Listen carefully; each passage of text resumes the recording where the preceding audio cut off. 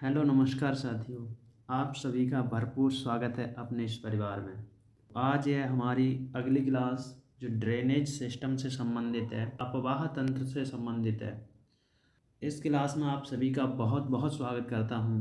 इस क्लास को शुरू करते हैं इस मोटिवेशन कोट्स के साथ। मोटिवेशन कोट्स है कि लग चुकी है तलब मंजिल की, लग चुकी है तलब मंजिल की, खुद को आग में झोंक लेंगे। ठोकरें कहती हैं, ठोकरें कहती हैं मारा जाएगा, हौसले कहते हैं देख लेंगे, हौसले कहते हैं देख लेंगे। तो इसी जुनून के साथ, इसी विश्वास के साथ आज की क्लास को स्टार्ट करते हैं। यह क्लास थोड़ी लंबी होने वाली है, ज़रा पेशेंस से देखें। एक एक क्वेश्चन बहुत ही महत्वपूर्ण है।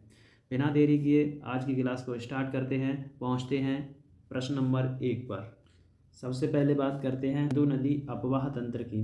पहला प्रश्न है, सिंधु नदी की कुल लंबाई कितनी है? ऑप्शन नंबर ए लगभग 2900 किलोमीटर, ऑप्शन नंबर बी लगभग 3500 किलोमीटर, ऑप्शन नंबर सी लगभग 4200 किलोमीटर, नंबर डी लगभग 2500 किलोमीटर।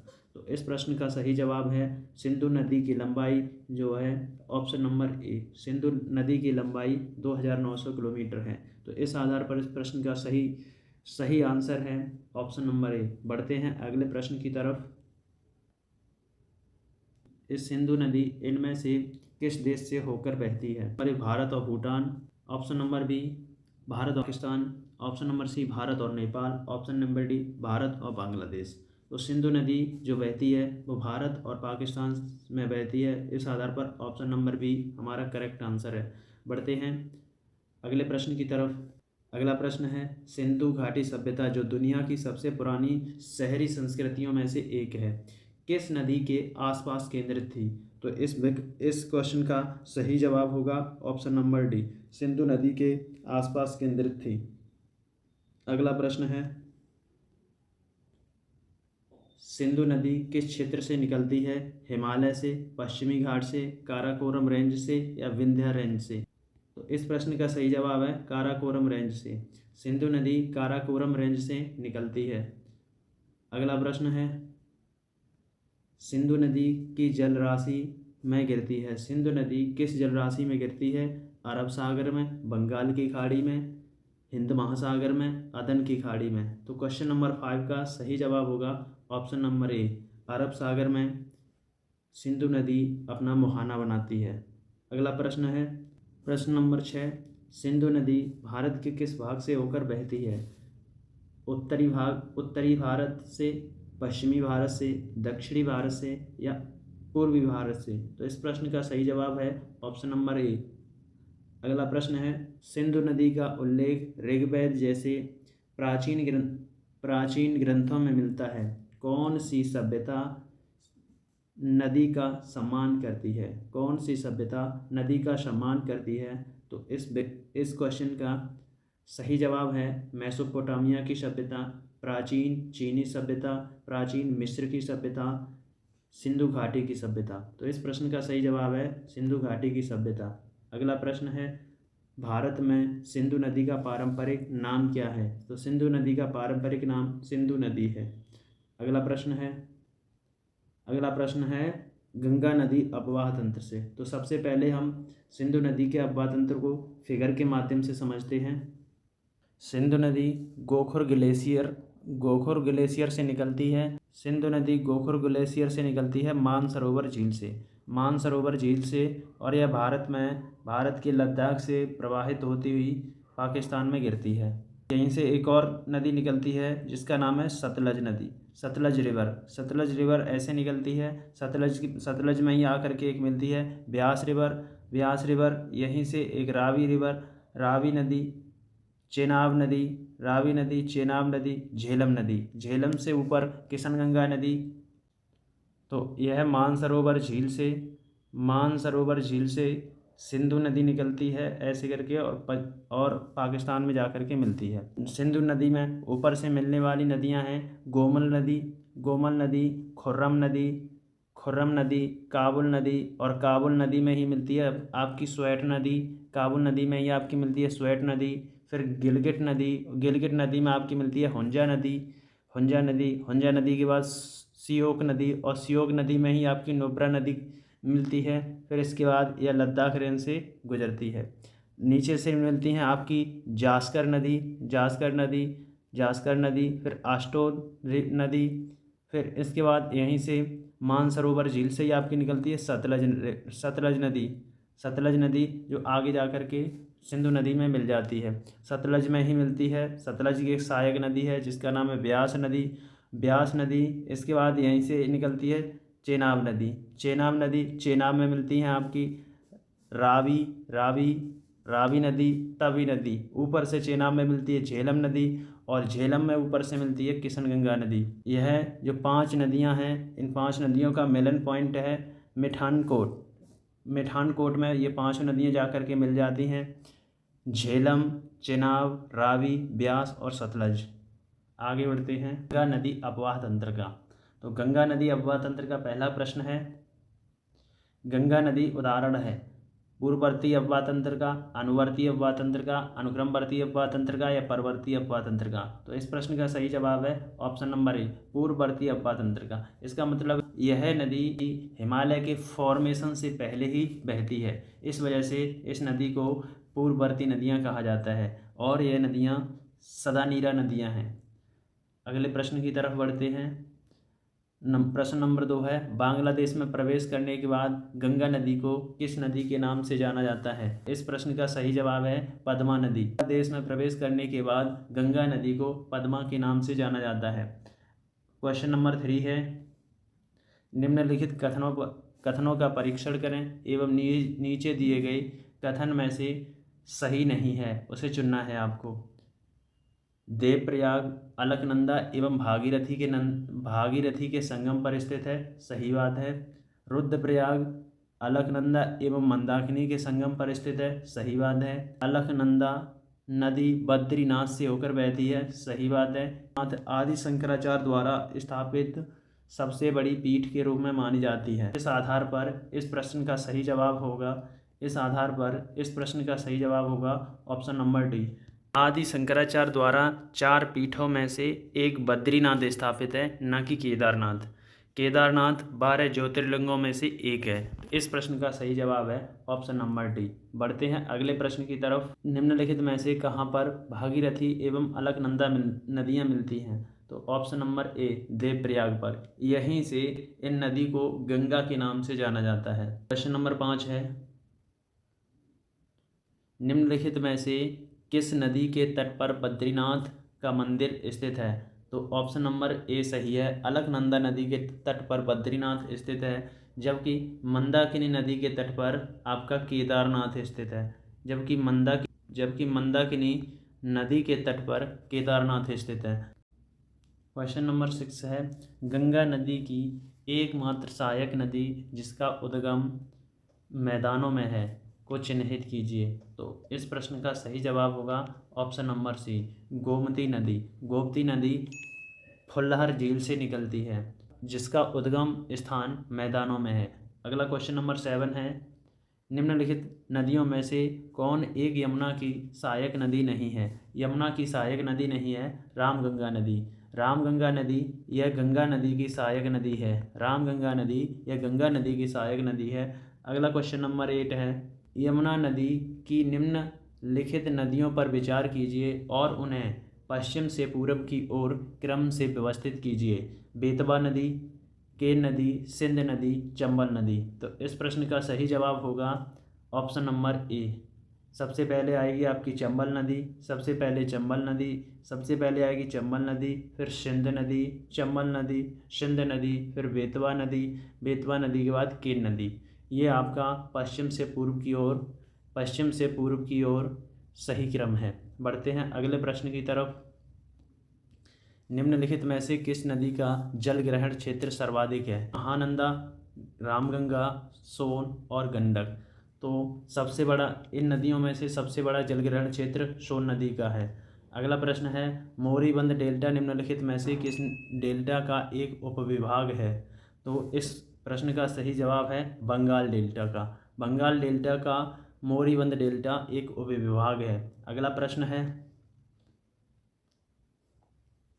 क्वेश्चन नंबर 11, निम्नलिखित में से कौन सी एक नदी भारतीय गंगा बेसिन का हिस्सा नहीं है? पुनपुन नदी, जलांगी नदी, अजय नदी, जोंक नदी।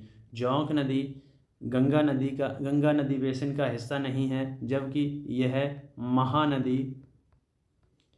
यह महानदी बेसिन का हिस्सा है। क्वेश्चन नंबर 12 है, निम्नलिखित में से कौन सी नदी उत्तर प्रदेश राज्य से प्रवाहित नहीं होती?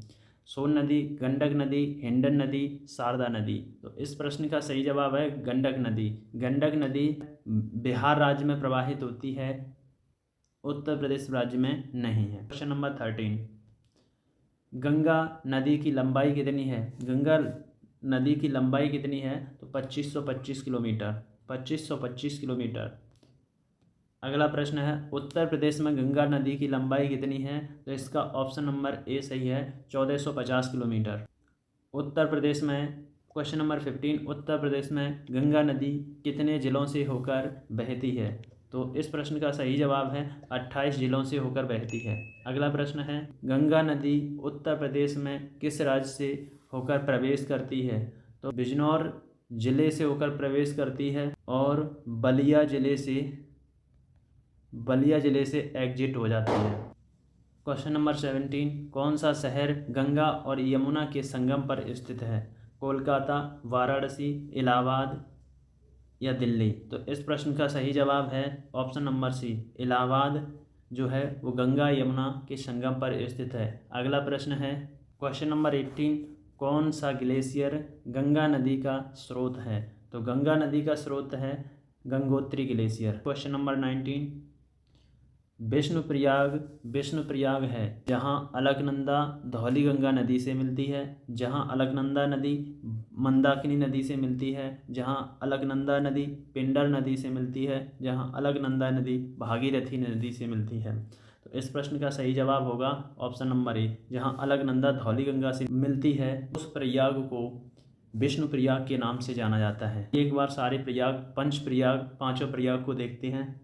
जब अलकनंदा नदी में धौली गंगा नदी मिलती है तो मिलकर के बनाती है विष्णु प्रयाग। आगे जब इसी अलकनंदा नदी में नंदाकिनी नदी आकर के मिलती है तो बनाती है नंद प्रयाग। अगला है, जब इसी अलकनंदा नदी में पिंडारी नदी आकर के मिलती है तो बनाती है कर्ण प्रयाग। जब इसी अलकनंदा नदी में मंदाकिनी नदी आकर के मिलती है तो बनाती है रुद्रप्रयाग। जब इसी अलकनंदा नदी में भागीरथी नदी आकर के मिलती है तो बनाती है देवप्रयाग। और इसी देवप्रयाग के बाद इस अलकनंदा नदी को गंगा नदी के नाम से जाना जाता है। तो ये हमारे पांचों प्रयाग हो गए, विष्णु प्रयाग, नंद प्रयाग, कर्ण प्रयाग, रुद्रप्रयाग और देवप्रयाग। बढ़ते हैं अगले प्रश्न की तरफ। क्वेश्चन नंबर 20, देवप्रयाग है जहाँ अलकनंदा नदी में भागीरथी आकर के मिलती है तो वहीं से इस नदी को देवप्रयाग के नाम से जाना जाता है और वहीं पर इस नदी का नाम गंगा नदी हो जाता है। क्वेश्चन नंबर 21 है, गंगा की सहायक नदी सोन नदी किस राज्य से होकर बहती है? यह गंगा से साउथ से मिलती है गंगा नदी में, तो यह मध्य प्रदेश राज्य में प्रवाहित होती है। नंबर 22 है, गंगा की रक्षा के लिए राष्ट्रीय गंगा पुनरुद्धार संरक्षण और प्रबंधन विधेयक किस वर्ष पारित किया गया? तो इस प्रश्न का सही जवाब है 2018 में। 2018 में गंगा की रक्षा के लिए राष्ट्रीय नदी गंगा पुनरुद्धार संरक्षण और प्रबंधन विधेयक पारित किया गया था। अगला क्वेश्चन नंबर 23, नदी देवप्रयाग में गंगा नदी से आकर के मिलती है तो वो नदियां हैं भागीरथी और अलकनंदा नदी। अगला क्वेश्चन नंबर 24, किस प्रकार के पारिस्थितिकी तंत्र में गंगा सबसे महत्वपूर्ण नदी प्रणालियों में से एक है? तो मोहाना पारिस्थितिकी तंत्र। अगला क्वेश्चन नंबर 25, गंगा का उद्गम स्थल गंगोत्री ग्लेशियर भारत के किस राज्य में पड़ता है? तो इस प्रश्न का सही जवाब है उत्तराखंड राज्य में पड़ता है। अगला क्वेश्चन नंबर 26, फरक्का बैराज का निर्माण गंगा से संबंधित किस मुद्दे के समाधान के लिए किया गया था? तो फरक्का बैराज का निर्माण बाढ़ से संबंधित समस्याओं के समाधान के लिए किया गया था। आज भारतीय राज्य पश्चिम बंगाल के मुर्शिदाबाद जिले में स्थित गंगा नदी पर एक बैराज है जो शिवगंज के पास बांग्लादेश की सीमा से 18 किलोमीटर की दूरी पर स्थित है। अगला क्वेश्चन नंबर 27, गंगा भारतीय उपमहाद्वीप में किस स्थान से प्रवेश करती है? तो यह किस स्थान से प्रवेश करती है? ऑप्शन नंबर बी, हरिद्वार से प्रवेश यह भारतीय उपमहाद्वीप में करती है। अगला प्रश्न है, बात करते हैं ब्रह्मपुत्र नदी बेसिन का, ब्रह्मपुत्र नदी तंत्र का। तो ब्रह्मपुत्र नदी तंत्र का बहाव क्षेत्र है। तो सबसे पहले ब्रह्मपुत्र नदी तंत्र को देख लेते हैं, इसके बाद क्वेश्चन करते हैं। ब्रह्मपुत्र नदी यह चेमयोंगरंग हिमनद यानी ग्लेशियर से निकलती है जो तिब्बत में है, और तिब्बत में इस नदी को सांगपो नदी के नाम से जाना जाता है। फिर इसी में अरुणाचल प्रदेश में एक नदी आकर के मिलती है, दिबांग नदी, दिबांग नदी। फिर इसी नदी में लोहित नदी आकर के मिलती है, दिसांग नदी आकर के मिलती है, दिसांग नदी आकर के मिलती है, धनसिरी आकर के मिलती है, धनसिरी आकर के मिलती है, कलंग नदी आकर के मिलती है। फिर इसके बाद कृष्णई आकर के मिलती है। फिर यह बांग्लादेश में प्रवेश कर जाती है और बंगाल की खाड़ी में अपना मुहाना बनाती है। ऊपर से आपकी सुबनसिरी मिलती है, कामेंग मिलती है, मानस नदी मिलती है, मानस नदी मिलती है। फिर इसके बाद संकोश नदी इसी नदी में आकर के मिल जाती है। फिर इसके बाद तीस्ता नदी मिल जाती है। ऊपर से तीस्ता नदी में ही रंजीत नदी आकर के मिल जाती है, और इधर से पद्मा नदी यानी आपकी गंगा नदी आकर के मिलती है जो बांग्लादेश में सुंदरबन डेल्टा का निर्माण करती है। संकोश नदी पश्चिम बंगाल और असम के बीच सीमा रेखा का निर्माण करती है। संकोश नदी जो है वो पश्चिम बंगाल और असम के बीच सीमा रेखा का निर्माण करती है। रंजीत नदी पश्चिम बंगाल और सिक्किम के बीच आपकी सीमा रेखा का निर्माण करती है। तो प्रश्न की तरफ बढ़ते हैं। नदी का बहाव क्षेत्र है तिब्बत, बांग्लादेश, भारत, चीन, बांग्लादेश, तिब्बत, भारत, पाकिस्तान, बांग्लादेश, सिक्किम, बांग्लादेश, पश्चिम बंगाल, भूटान। इस प्रश्न का सही जवाब है तिब्बत। तिब्बत में इसे सांगपो के नाम से जाना जाता है। फिर यही आपके बांग्लादेश में और आपके अरुणाचल प्रदेश में मिलती है। निम्नलिखित नदियों से किन के स्रोत बिंदु लगभग एक ही हैं? तो इस प्रश्न का सही जवाब है गंगा और ब्रह्मपुत्र के स्रोत बिंदु एक ही हैं जो तिब्बत से निकलती हैं।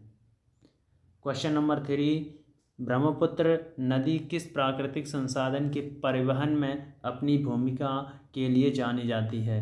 तो यह नदी इमारती लकड़ी के लिए जानी जाती है।